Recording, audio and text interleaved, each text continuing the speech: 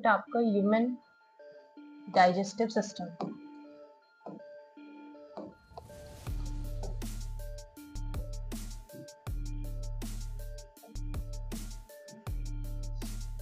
इसमें हम देखेंगे कि जो न्यूट्रिशन हम लेते हैं वो न्यूट्रिशन का डाइजेशन किस तरीके से होता है। तो न्यूट्रिशन का मतलब क्या होता है? Mode of intake of food, कि आप खाना किस तरीके का ले रहे हो। ठीक है, अब जब अपने कोई भी फूड अपने माउथ में इनटेक किया तो उसमें क्या क्या चीज़ें प्रेजेंट होती है? Carbohydrate, proteins, fats, vitamin, minerals, ये सारी चीज़ें उसमें प्रेजेंट होती है। बट ये डायरेक्टली हमारे ब्लड में नहीं जाता, इसको क्या होना पड़ता है? पहले सिंप्लीफाइड होना पड़ता है। तो वो सिंप्लीफिकेशन की प्रोसेस को हम लोग कहते हैं डाइजेशन। क्या कहते हैं? डाइजेशन। तो बेसिकली डाइजेशन होता क्या है कि जो खाना हम खा रहे हैं उस खाने में जो कार्बोहाइड्रेट, प्रोटीन और फैट्स प्रेजेंट होते हैं वो सिंप्लीफाइड फूड्स में, सिंप्लीफाइड कंपोनेंट्स में सिंप्लीफाई हो जाते हैं, ये बोल सकते हैं। तो जो आपके पास में कार्बोहाइड्रेट होता है वो किस में ब्रेक होता है? कार्बोहाइड्रेट ब्रेक होता है ग्लूकोज में। कार्बोहाइड्रेट ब्रेक हो जाएगा ग्लूकोज में, प्रोटीन ब्रेक हो जाएगा अमीनो एसिड्स में, और जो आपके पास में फैट्स होता है वो ब्रेक होता है फैटी एसिड्स में, या इसी को हम ग्लाइसरॉल भी बोलते हैं। फैटी एसिड्स और ग्लाइसरॉल, इनमें वो ब्रेक हो जाता है। ठीक है, आया समझ में? मतलब हम जो खाना खा रहे हैं उसमें प्रेजेंट होता है कार्बोहाइड्रेट, प्रोटीन और फैट्स, लेकिन ये डायरेक्टली हमारे सेल्स तक नहीं जाता। इसको जाने के लिए पहले सिंप्लीफाई होना पड़ता है, और वही सिंप्लीफिकेशन का फूड का सिंप्लीफाइड फॉर्म में ब्रेक होना, उसी को हम क्या बोलते हैं? डाइजेशन की प्रोसेस बोलते हैं। ठीक, तो ये जो कार्बोहाइड्रेट है वो ग्लूकोज में, प्रोटीन है जो अमीनो एसिड्स में, और फैट्स है जो फैटी एसिड और ग्लाइसरॉल में कैसे ब्रेक डाउन होगा, किस तरीके से हमारे फूड का डाइजेशन होता है, वो आज हम यहाँ पे डिस्कस करेंगे ह्यूमन डाइजेस्टिव सिस्टम में। इसी को ह्यूमन एलिमेंट्री कैनाल भी कहते हैं। तो एक चीज ध्यान रखेंगे कि जो डाइजेशन होता है बेटा, जो ये कंपोनेंट्स का जो ये ब्रेकडाउन हो रहा है, इसको सिंप्लीफाइड फॉर्म में ब्रेकडाउन जो हो रहा है वो एंजाइम्स की वजह से होता है। किसकी वजह से होता है? एंजाइम्स की वजह से। तो ये एंजाइम्स आते कहाँ से हैं? हमारी बॉडी में प्रेजेंट होते हैं ग्लैंड्स। ग्लैंड्स सिक्रेट करते हैं एंजाइम्स को और हार्मोन्स को। तो यहाँ पूरा डाइजेशन की प्रोसेस बेस्ड होती है on enzymes, different enzymes. Okay, starting में देखते हैं। सबसे पहले जो भी आप खाना लेंगे, जो भी आप फूड को खाएंगे, वो सबसे पहले आप कहाँ लेंगे? माउथ में। ठीक है, माउथ में हमारे पास, जिसको हम बकल कैविटी भी कहते हैं, माउथ में हमारे पास में वेरियस टाइप्स ऑफ टीथ है। वो क्या करेगा? मैकेनिकल ब्रेकडाउन करेगा। मतलब हम खाने को चबाते हैं सबसे पहले, तो जब खाना आप चबाते हो तो हमारे माउथ में प्रेजेंट होते हैं सलाइवरी ग्लैंड्स। ये सलाइवरी ग्लैंड्स जो रहते हैं एक जूसी मीडियम, जिसको हम कहते हैं सलाइवा, वो प्रोड्यूस करता है। ठीक, हमारे माउथ में जो एक लिक्विड मीडियम होता है वो कहाँ से आ रहा है? इस सलाइवरी ग्लैंड्स की वजह से प्रेजेंट है। उस सलाइवा में एक एंजाइम होता है, that is called salivary amylase. क्या कहते हैं उसे? Salivary amylase. ये जो एंजाइम है, दिस इज द एंजाइम। ये सलाइवरी अमाइलेस हमारे खाने में जो भी आपने फूड इनटेक किया था, उस फूड में जितना भी कार्ब्स था, कार्बोहाइड्रेट था, उसको किस में कन्वर्ट कर देगा? ग्लूकोज। तो आपने जो खाना खाया, सबसे पहले आपने उसको माउथ में लिया, माउथ में आपने चबाया उसे, चबाते टाइम जितना आपके खाने में कार्बोहाइड्रेट था वो किस में कन्वर्ट हो गया? स्टार्च में, और यू कैन से ग्लूकोज में वो कन्वर्ट हो गया। ठीक है, अब ये जो ग्लूकोज कन्वर्ट हो गया, अब इसके बाद में क्या होगा? अभी हमारे खाने में जो प्रोटीन और फैट्स है, इनका भी ब्रेकडाउन होना बचा है। तो वहाँ जो सलाइवरी अमाइलेस रिलीज हुआ था ग्लैंड, सलाइवरी ग्लैंड की वजह से, उसने वहाँ ब्रेकडाउन कर दिया कार्बोहाइड्रेट किसमें? ग्लूकोज में। अब जो फूड था वो हमारे माउथ से, ईसोफेगस से होता हुआ हमारे स्टमक में एंटर करता है। तो ये जो ईसोफेगस है, जिसको हम फूड पाइप भी बोलते हैं, इसमें बेटा खाना अपने आप नीचे की तरफ मूव जो होता है, जिस प्रोसेस से होता है, जो रिदमिक प्रोसेस होती है, जिसके थ्रू खाना हमारे फूड पाइप से स्टमक में एंटर करता है, उस प्रोसेस को कहते हैं पेरिस्टालसिस। क्या बोलेंगे? पेरिस्टालसिस। ईसोफेगस, जिसको हम कहते हैं फूड पाइप, ये फूड पाइप से खाना अपने आप नीचे नहीं चला जाएगा, एक रिदमिक प्रोसेस होगी जिसके थ्रू, वो वाइब्रेशंस के थ्रू खाना क्या होगा? धीरे धीरे स्लिप होता हुआ हमारे स्टमक में एंटर करेगा। That process is called peristalsis. ये ध्यान रखेंगे, ये क्वेश्चन भी एग्जाम में पूछा जाता है। Food is passed from food pipe to stomach through a process called peristalsis. Okay, अब क्या होगा? जब खाना हमारे स्टमक में एंटर करा यहाँ पे, तो खाना जब स्टमक में एंटर करेगा ना, तो हमारे स्टमक में प्रेजेंट होते हैं गैस्ट्रिक ग्लैंड्स। क्या प्रेजेंट होंगे? Gastric glands. अब उन गैस्ट्रिक ग्लैंड्स का क्या काम होगा? अभी मैंने बताया था ग्लैंड्स का काम होता है एंजाइम्स को सिक्रेट करना। तो गैस्ट्रिक ग्लैंड्स जो है, जो कि स्टमक में प्रेजेंट है, वो रिलीज करेंगे gastric juices. 3 gastric juices release करेंगे। कौन कौन से? HCl, pepsin and mucus. HCl, pepsin और म्यूकस, ये किसने रिलीज करा? स्टमक में प्रेजेंट गैस्ट्रिक ग्लैंड्स जो थे उनने रिलीज किया 3 गैस्ट्रिक जूसेस। पहला HCl, पेप्सिन और म्यूकस। ठीक है, अब ये क्या काम करेंगे? हमारा खाना जब हमारे स्टमक में पहुंचता है ना, तो यहाँ पे पूरी मिक्सिंग की प्रोसेस होती है, पूरा मिक्स हो जाता है।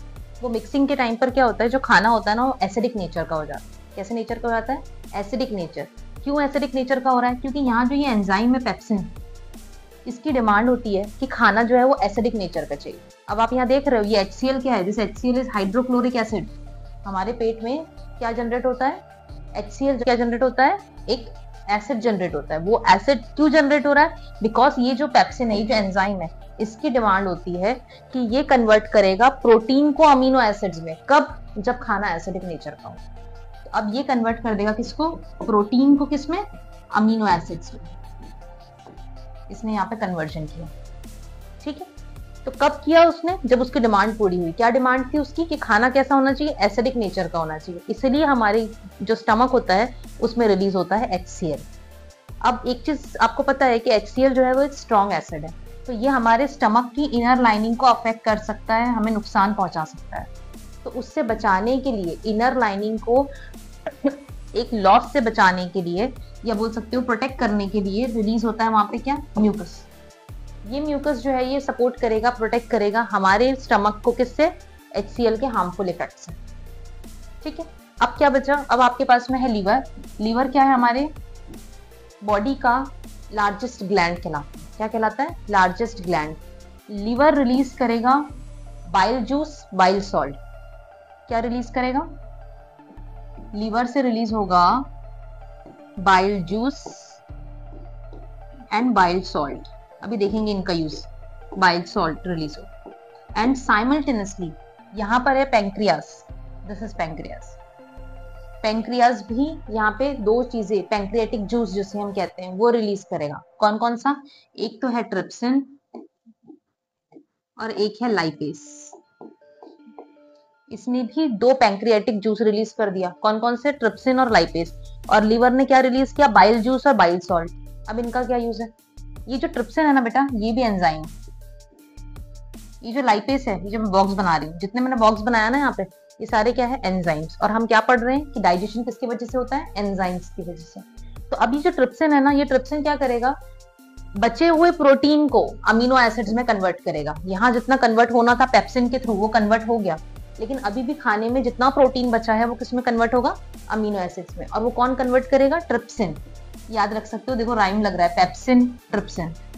ठीक है, तो जो बचा हुआ प्रोटीन है वो ट्रिप्सिन कन्वर्ट करेगा किसमें? प्रोटीन को अमीनो एसिड्स में कन्वर्ट करके देगा। कब? जब खाना कैसा होगा? बेसिक नेचर का होगा।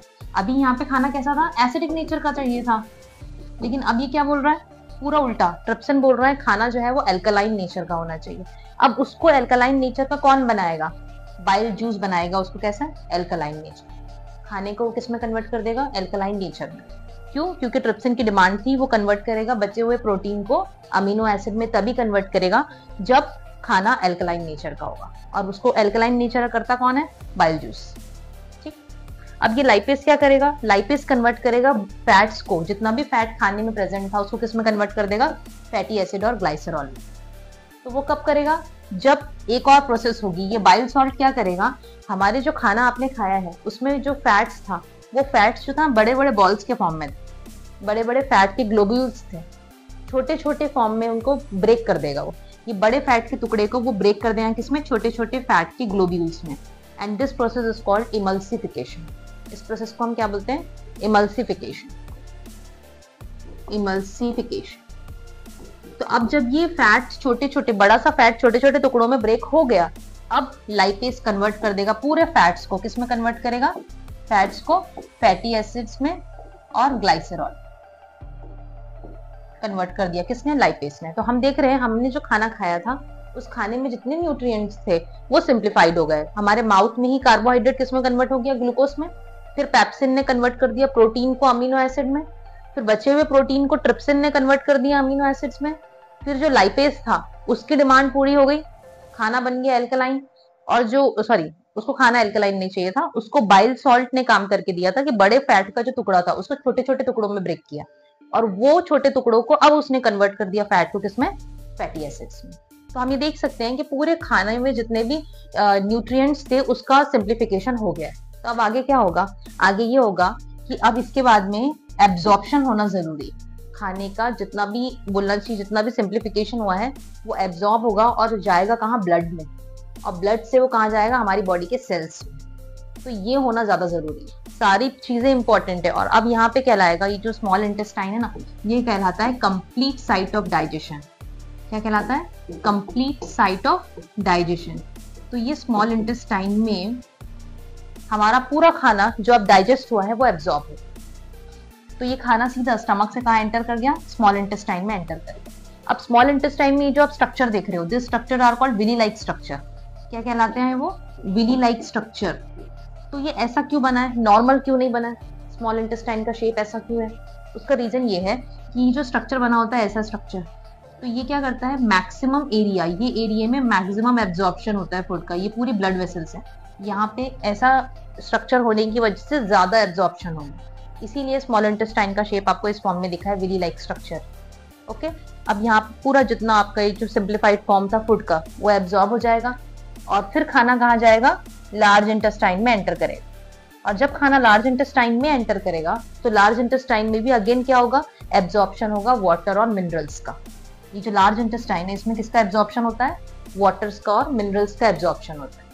और फिर जो हमारे खाने का वेस्ट मटेरियल होता है वो पीरियोडिकली एनस से हमारी बॉडी से एक्सक्रीट हो जाता है। ठीक है, तो हमने जो ह्यूमन डाइजेस्टिव सिस्टम देखा तो इसमें क्या था आपके पास में, इंजेशन, डाइजेशन और इजेशन, 3 प्रोसेस में हुआ ये। इंजेशन मतलब खाने का इंटेक, ठीक है, न्यूट्रिशन जो आपने इंटेक किया, खाना इंटेक किया। उसके बाद में ये डाइजेशन जो कि सिंप्लीफाइड फॉर्म हुआ, और इजेशन हमारे बॉडी से जो एक्सक्रीट था वो एनस के थ्रू पीरियोडिकली एक्सक्रीट हो जाएगा। ठीक, अब एक चीज बच रही है बस यहाँ पे, ये अपेंडिक्स। तो ये अपेंडिक्स कैसा है, ये हमारे बॉडी का वेस्टिजियल ऑर्गन होता है बेटा। वेस्टिजियल ऑर्गन का मतलब होता है ऐसे ऑर्गन जो अब वर्क करना बंद कर दिया है। तो कब वर्क करता था ये, प्रिमिटिव मैन के टाइम पर जब उन लोग कच्चा खाना खाया करते थे तब ये जो ऑर्गन था ये आपका काम में आता था। This organ is in work. कब, जब प्रिमिटिव मैन लोग रॉ मटेरियल्स का इंटेक करते थे, कच्चा खाते थे, कच्चा फ्लैश खाते थे, तब ये काम में आता था। तब ये ऐसे एंजाइम्स को सिक्रेट करता था जो उन्हें डाइजेशन करने में हेल्पफुल थी। लेकिन क्योंकि अब बहुत ज्यादा एवोल्यूशन हो गया है, अब हम लोग कच्चा खाना नहीं खाते, पका हुआ खाना खाते हैं। ठीक है, तो इसीलिए अब ये वाला ऑर्गन कैसा हो गया है, वेस्टिजियल, मतलब अब ये उतना ऐसे एंजाइम्स को रिलीज नहीं करते। अब हम जो खाना खाते हैं वो इस तरीके से डाइजेस्ट हो जाता है। स्टिल अगर आपने कुछ कच्चा खा लिया और वो यहाँ जाके स्टिक हो गया तो अब उसको ऑपरेट करके कट करके ही निकालना पड़ेगा। दैट्स व्हाई बोला जाता है कि जब आप खाना खाते हो तो मैक्सिममली क्या कोशिश करो कि प्रॉपर चबा के खाओ और कच्चा का अवॉइड करो। ठीक, तो ये था आपका ह्यूमन डाइजेस्टिव सिस्टम। या आप बोल सकते हो कि डाइजेशन हमारी बॉडी में किस तरीके से फूड जो है वो सिंप्लीफाइड फॉर्म में ब्रेक हो, वो यहाँ पे आपने देखा। तो हमारी बॉडी में जो ये डाइजेशन हो रहा है, ये जो खाना सिंप्लीफाइड फॉर्म में ब्रेक डाउन हो रहा है, ये किस पे काम कर रहा है, पूरा एंजाइम्स पे काम। तो पहला हमारे बॉडी में क्या होते हैं, ग्लैंड्स होते हैं। वो ग्लैंड सिक्रेट करते हैं हार्मोन्स और एंजाइम्स, और वो एंजाइम्स रिस्पॉन्सिबल होते हैं हमारे खाने को ब्रेक डाउन करने के लिए, या आप बोल सकते हो सिंप्लीफाइड फॉर्म में ब्रेक करने के लिए।